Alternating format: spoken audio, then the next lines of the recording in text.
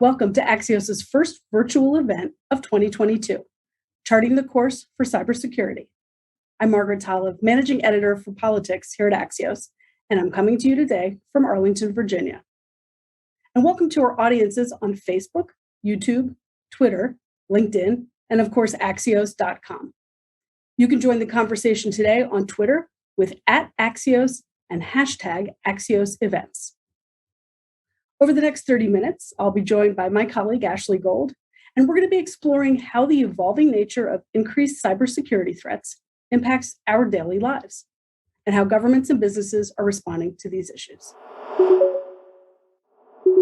Our first guest is the representative from Rhode Island's 2nd Congressional District, Democratic Congressman Jim Langevin, joining us from Warwick, Rhode Island. Hello, Congressman.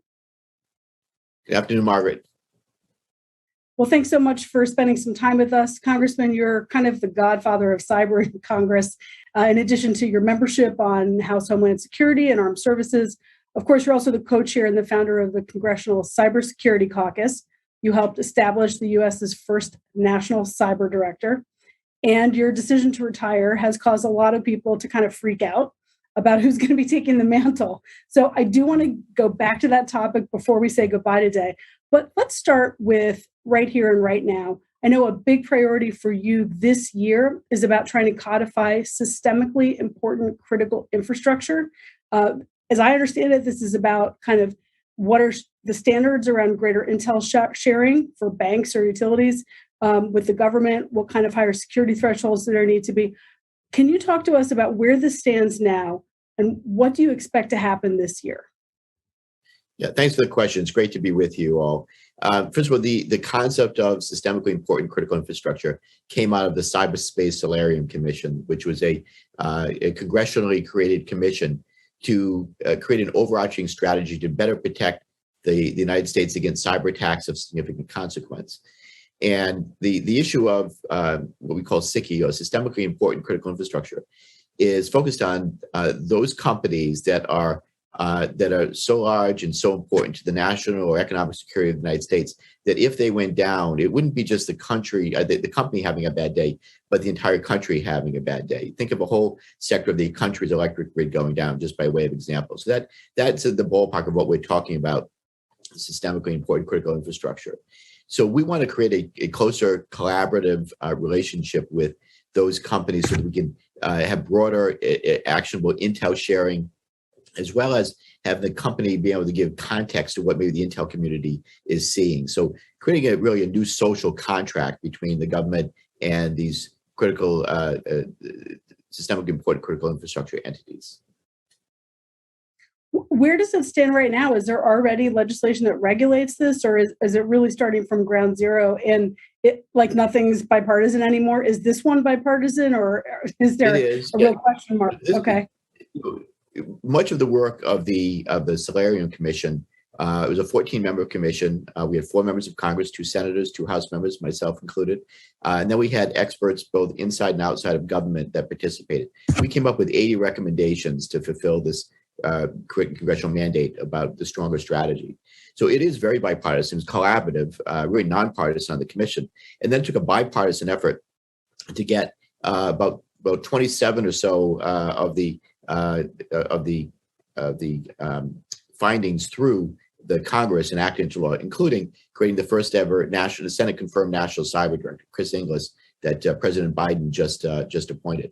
So this still is a very bipartisan effort, and we're looking forward to again forging that closer relationship between private sector companies that, if they were hit, would do great harm to the country, both either national security or economy.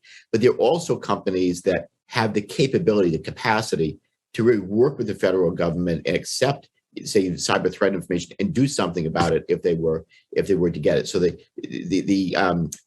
number of those companies is very small, but the impact would be large. So what we're doing, I'm going to be introducing legislation this Congress very soon this year to create that new social contract and put further requirements about, the requirements and benefits to an entity that would be designated as a SICI entity. You said it's a very small number of companies. Is it a half a dozen companies? Is it 1,000 companies, somewhere in the middle? Oh, we're probably in the area of 100 or so companies, there, give or take. These are banks, infrastructure, healthcare. What kind of companies? Right. Financial institutions, it would be so banks, electric utility companies, natural gas companies, for example, that provide large parts of the country with natural gas or electricity. These are the again, major companies that serve a large swath of the country. Those are the ones that, again, we want to start with first. And obviously, small, medium-sized and smaller companies are important also, but a smaller company, for example, probably wouldn't have the capacity to and the resources to operationally collaborate with the federal government to defend its networks. It's better that we start with the larger companies and then work down from there, and recognizing, of course, that we're only as strong as our weakest link, so we can't ignore the medium and small companies, but we start with the larger companies and we can build out from there. This sounds like a simple idea. I can already imagine in my head all the ways where it's really a complicated idea. So we look forward to hearing more about that as soon as you're ready to share some of the details with us later this late winter or early spring. Looking forward to it, because we're going to create that, but also the joint collaborative environment. That's another bill that's tangential to this, that we actually create the environment where the government and these private sector entities would be able to collaborate and share information intelligence real time. Does that require some additional kind of security parameters or clearance thresholds, kind of infrastructures for that kind of sharing that doesn't exist? Where it would be housed, most likely it would be housed in CISA at the Department of Homeland Security. So that's another piece of bill that will be introduced shortly as well. So these are two big bills. Are there any other big pieces of legislation in the cyberspace that we should look for this year ahead of those midterms and ahead of your retirement?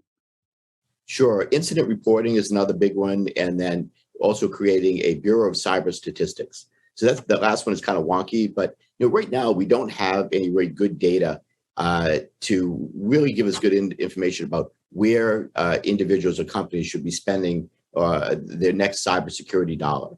We have a good idea, a good sense of what we think is important, things like two-factor authentication or encrypting data and such. But we want to really have hard data. That'll help both government and industry know where, what's working best and what's not. It'll also help insurance companies too to have real data as they're writing policies, so they can encourage their customers to do more in adopting stronger cybersecurity protections and tools. So it's a multifaceted approach, but something that I'm excited about. We're going to be watching in the next literally couple of weeks to have an understanding of what Vladimir Putin's actually going to do vis-a-vis Ukraine. I'm curious your views on how Russia's posture in Ukraine, if there's another incursion, impacts U.S. and Western cyber posture. How vulnerable is the U.S.? How does the U.S. protect itself if the U.S. punches back? If the West punches back with the sanctions that have been promised, is cyber going to be sort of the battlefield this plays out on? Yeah. Russia's a problem. There's no doubt. First of all, we've already seen what they've done in terms of using cyber tools to harass the Ukraine, sometimes cause damage, attacking its electric grid, just by way of example. And they certainly have the capability to cause problems here, or to look the other way as, say, entities within Russia's borders, like the REvil that carries out ransomware attacks, and could be a problem not only for Ukraine but for the United States. So we have to be ready. Certainly, we're taping this right now on the 31st of January, and right now Vladimir Putin has Russian forces posed on the Ukrainian border, with the potential of going into Ukraine. We hope that doesn't happen, but we have to be ready for that. And President Biden has made it clear with our allies that there will be harsh consequences through diplomatic measures and sanctions to punish Russia if there is military incursion into Ukraine, including even potentially sanctioning Vladimir Putin himself. But again, we also have to be ready that if we impose sanctions, that there is blowback here, and that Russia could potentially respond through cyber means over here as well. I've communicated this concern to the highest levels of government, both in the White House and the Pentagon. And I'm confident that we will be ready. Doesn't mean it will be easy to defend against or deal with, but I know that we're taking it very seriously. Could Russia then expect the U.S. to hit back via cyber if Russia hit back via cyber? Well, let's put it this way. We have strong tools of national power that we can respond with. It doesn't always have to be cyber on cyber. Again, using all assets of national power. Could be sanctions or other means, but certainly cyber capabilities. We have extensive cyber capabilities ourselves. Let's hope this doesn't escalate. It is a serious issue, but we have to be ready. And that's why working with partners and allies is always so important, especially as we're dealing with high tensions in Ukraine right now. We should be able to be ready to respond to bad actors, whether it's Russia or anyone else, when they violate cyber norms and create an unstable cyber environment. Congressman, I have so many other questions I want to ask you. We're almost out of time. I hope you'll come back for a separate session to get some of the other questions. But I guess final question for you as we leave here today.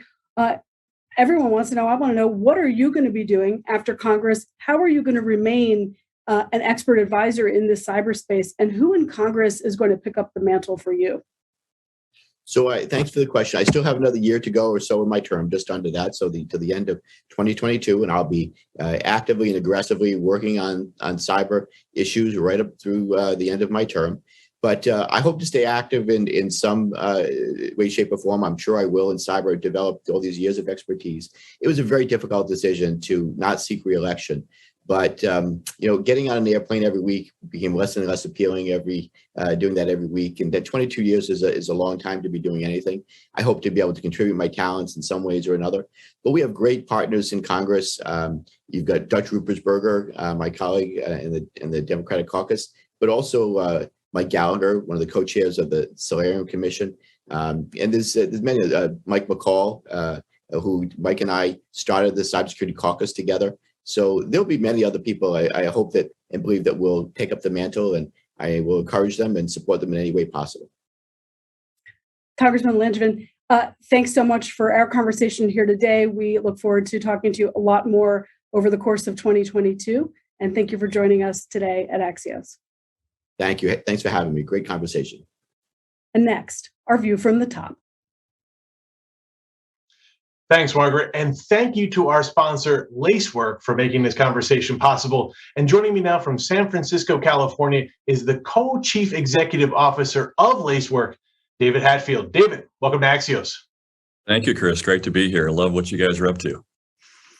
So it's hard to have a conversation these days without talking about the impact of the pandemic. COVID has revolutionized how companies do business, pushing so much more work to the cloud. But what are the cybersecurity challenges associated with such a rapid transition? Well, they become much more complex. I mean, when you move from a data center into this ephemeral nature that's as massive at scale as the cloud is, that's constantly changing, it just creates a whole new set of challenges for security practitioners and developers to get their arms around. And so, things have fundamentally changed. We used to write rules to try and stop, the attackers. But when you move into a world where there's trillions of data points and interactions, it's difficult to write rules to keep up with all of those. So the whole paradigm and the technology enablement platforms required to do security well in the cloud have to change. Yeah, and as someone who spends all day working to protect data in the cloud, what keeps you up at night? What are the biggest cybersecurity risks we face today? Well, I think it starts with just this underlying model that needs to change. And I think, we have this, we move to the cloud because we want to move fast and we want to be agile. We want to deliver great new services for our customers and drive competitive advantage. But that agile process and agility, contradicts with, kind of the way securities used to be done in the past, which is very sequential and kind of checkpoints along the way and at the end, whereas it needs to be embedded in the fabric overall. So I think the first challenge in moving to cloud from a security threat perspective is just changing the operating model and the technologies that you use. I think the zero-day threats that occur in the cloud also are a meaningful problem. When you're writing security rules for a data center, you're focusing on things that are known bad. But when you move to the cloud, it's the unknown unknowns or the zero-day threats that are the most perplexing, and I think the most challenging to get your arms around. And so one of those zero-day threats is Log4j. Hit during the holidays and had a massive impact on every industry across the globe. And security practitioners and developers across the world were scrambling to try and figure out where they were vulnerable and where they were not. And it's really indicative of the kind of cascading issue that you can have when you're dealing with popular open source code like this, because it just can get embedded deeply into your enterprise over a long term. And so obviously preparing and securing yourself for Log4j specifically and the vulnerabilities associated with it, job number one. We think that the type of vulnerability that Log4j represents is something that we're going to see a lot more of in the future. And we were really purpose-built to be able to handle those kinds of threats. And the third one that I would say is just ransomware for the cloud. In 2021, it was a $20 billion issue for companies. And as people move more and more of their infrastructure over to the cloud, researchers are suggesting that's going to be a $265 billion problem by 2031. And so it's really getting our arms around this, recognizing this is a board level issue. It's big dollars, it's big brand risk, and how we attack it, we need to be able to work together to solve for those issues. Yeah, you mentioned the unknown unknowns, the ransomware. Lots of threats out there, but what's the most important thing businesses can do to neutralize all of these evolving cybersecurity threats? Well, I think they need to look at security differently than they have in the past. Rather it being a rules-based problem, they need to think of it as a data problem. When you move through the firewall, you can move really quickly, which is great, and you have access to a quintillion number of data sets that are out there, but it's a fundamentally different challenge. And so we believe we should be able to harness that data and use modern techniques and tools like machine learning and artificial intelligence to process it quickly and provide context. And so as you're trying to stop the bad guys and the attackers that are out there, ultimately you need to have real-time visibility of what's happening based upon massive amounts of data. And then the key part through machine learning and AI and through our software is that actually delivering insights at the point of action. And delivering the needle versus the haystack, as they said, becomes a really important part. So changing the paradigm of how you think about it, how you manage it, what technologies, tools, and platforms you use going forward that are rooted in data to be able to stay ahead of the curve. So you can catch the abnormalities that occur before the threats and the vulnerabilities exist. I think that's right. And there's so many people working on this. And when we think of frontline workers, we think law enforcement, firefighters, healthcare workers. But with all these constant cyber attacks, we often forget about the men and women who are working to secure our data online. So what are the biggest challenges facing these frontline workers, and how can they best be helped?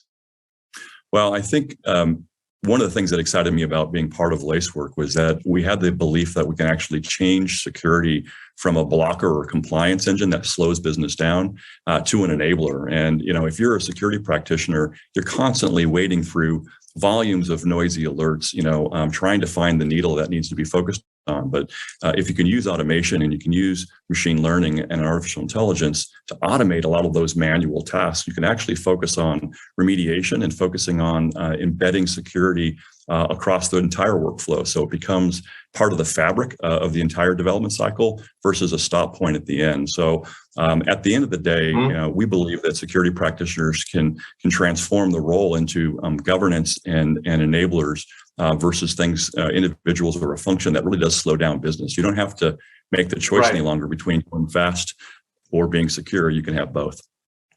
We have just about 25 seconds left here, David. What can businesses do to be more successful around cybersecurity? Well, I think there are three key things. Number one, recognize that security is at a crossroads. That the way that we did it to get to this point is not going to make the path on getting us protected in the future. Two is that security at its core is a data problem, and it's part of the risk, but it's also, if you harness that data correctly, it can be a complete enabler. And then thirdly is the security paradigm that we're talking about does actually mean that you can get ahead of issues. If you can create a baseline of what's normal in your environment, you'll be able to identify threats before they occur. And I think that's the trick here, is staying ahead of the bad guys and leveraging data, automation, and machine learning to do so. David Hatfield is the co-chief executive officer of Lacework. David, thank you for joining Axios. Thanks, Chris. Great to be here. Now over to Axios tech and policy reporter, Ashley Gold. Thanks, Chris. I'm Ashley Gold, tech and policy reporter at Axios. Our final guest is the senior advisor for the Homeland Security and International Security Program at the Center for Strategic and International Studies, Suzanne Spaulding, joining us from Washington, D.C. Glad to have you. We will be discussing what your take is on the cybersecurity priorities of the Biden administration so far and what we expect in the upcoming year. I would like to start with something that has been on my mind and on the minds of my colleagues here at Axios, because we have a major international event coming up, and that's the Olympics. I would love to get your take on what sort of cybersecurity threats exist around an event as huge as the Olympics, especially since they're taking place in China. Well, actually, it's really an interesting question. There are a couple ways to think about this. One is from the perspective of the athletes, the journalists, the folks who are attending the Olympics. I think the cybersecurity risks are very significant.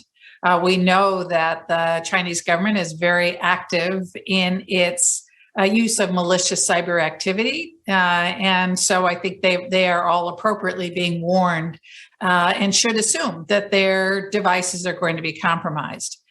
In terms of the potential for cyber disruption of the Olympics themselves, there's actually a sense among the experts that is less likely because it is in China. Obviously, China has no interest in using its skills to disrupt its own Olympic Games. But also there's a sense that other major cyber powers, if you will, like Russia, Iran and North Korea, have very little interest in angering China at this point in disrupting those games. There is some risk potentially, of course, from hacktivists that might want to make a political point through some kinds of malicious cyber activity and disruptions. But interestingly enough, probably less likely to see any kind of significant disruption in these Olympic Games as opposed to what we have seen in the past. That's really interesting. I hadn't heard that there was less incentive to do some sort of cyber attack on the Olympics because it's China and because they wouldn't want to anger China, who's a major cyber power themselves. What about individual athletes and how worried they need to be about the privacy and security of their devices? Now, it would be China that would have the ability to look at their devices, even if they have burner phones. But they're hosting the Olympics. They want to put on a good show for the world. Would China have any incentive to sort of look through the communications of athletes and make sure they're not speaking out of turn? Or is it not worth it when you're doing something like hosting the Olympic Games? Well, again, I think interestingly, it may be Chinese athletes who are most at risk of surveillance from their own government in terms of their communication, but I'm sure they are quite used to that. But I think I think the athletes have been appropriately warned to assume that any devices they take are compromised and that communications are potentially being surveilled and data just swept up. So I think it's an appropriate warning. I think you're right that China certainly would want to be to avoid attribution from any malicious cyber activity that it might undertake. And I suspect that that's a pretty good incentive for them to limit and be more targeted in whatever surveillance they might conduct. Mm-hmm, mm-hmm. And I think to really be prepared on the cybersecurity front as an individual, you have to have a decent amount of education about how all these things work, about device security, about the different types of attacks that can happen. Is that too much to ask of your average Olympic athlete that needs to, be training and getting in the zone for their upcoming competitions? I mean, how much do you think the average person can really keep a grasp on ensuring good cybersecurity hygiene? Well, I do think it's incumbent upon the Olympic organizations, on the staffs around these athletes to help them by making ensure that they do have burner phones, disposable devices that will not be used again when they come back, and that they are, mindful about their communications. So I think that's enough. I don't think they all have to become technical experts. I think they have to understand some simple hygiene, and enable multi-factor authentication, which just really isn't that hard these days. And mostly, I think zero trust. Assume that any email you send, anything you use your device to communicate with is going to be compromised. Now let's zoom out a little more broadly with what the Biden administration has been focused on in regard to cybersecurity. The initiatives that they've already announced. What do you think of what this administration's posture towards cybersecurity has been so far? What should they be doing that they have not done yet? Well, I think this administration's posture on cybersecurity has been very, very strong, starting from the very beginning of the administration, when we saw several mentions of cybersecurity in the State of the Union address, which I think was unprecedented. To much more substantive work that's been done, including the sprints, the very sense of urgency attached to coming up with strategies and plans and mechanisms for securing things like the electric grid, use of existing authorities to put in place urgent security directives for pipelines, for key aspects of aviation and rail and maritime security, the establishment of the National Cybersecurity Director at the White House level to bring greater coherence to efforts across various departments and agencies. So I think this administration has moved out very strongly, looking at supply chain, bringing in the private sector. My old organization at DHS, which is now the Cybersecurity and Infrastructure Security Agency, establishing, for example, the Joint Cyber Defense Center, working side by side with the private sector as partners in the development of strategies and plans and the execution of operations and the gathering of information. So I think they've done a great deal. And then building up the pipeline for the workforce. I wanted to ask you about the workforce. I know there's a desire to get more cybersecurity professionals working for the federal government. Why should a cybersecurity professional take a job with the federal government? What is that going to do for their career? Well, it's an incredibly exciting place to work, particularly places like CISA and NSA, but really across the board in our government. They are under attack all day, every day. And that sense of mission that comes from working together on a team to build up the security and the resilience of our nation is really very fulfilling. It's surprising. The government just does not have to completely match private sector salaries, for example, to get people to come and to stay in this effort in the government because of that strong sense of mission that comes with the work that's being done in government. But having said that, the government recognizes that even people who want to stay for the mission may have financial obligations, putting children through college, et cetera, and need to have some financial wherewithal and the ability to move up, the ability to have a career path so that they can advance. All of these things are part of that cyber talent management program that has finally gone into place that allows for moving outside of the traditional pay scales, for example, and career paths and benefits so that we can attract the best and the brightest for this critical mission. Mm-hmm, mm-hmm.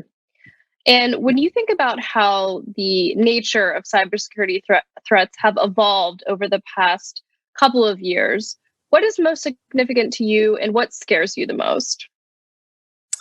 Yeah, it has been an interesting evolution. I started focusing on cyber issues in 1995, and so I've watched as it's evolved, and starting from a real focus on confidentiality of information, right? We had to protect the privacy, we had to protect against espionage, to a point at which we realized that access to information was also a key risk, whether it was denial of service attacks or now ransomware attacks. So we couldn't get access to our systems or our data. I think where we're evolving now is an increasing appreciation for how cyber can undermine the integrity of our data and our communications. And that includes attacks on our industrial control systems, attacks that affect operations.